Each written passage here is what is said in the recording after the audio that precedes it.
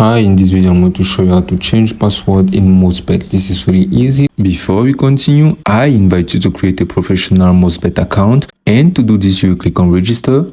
Next, you are going to enter all your information, and at the promo code section, you are going to enter the promo code SANU. By using this promo code, you will get 300% bonus. So if you top up your account with $50, you will get $150. So all you have to do here is just to click on your menu icon at the top left. Next, you are going to scroll down until the section where you can find out profile and withdrawal. Now you are going to scroll down and you can find out personal data. So you are just going to click on it, and then you are going to find out many data about your account, like your account number, like your currency, your password, your security question, last name, first name, and much more. We are just going to scroll until the section where you can find out your password. So you are just going to click on password. Now you are going to enter your current password. Next, you are going to enter your new password, and then you are going to repeat this new password. Then you are going to click on save.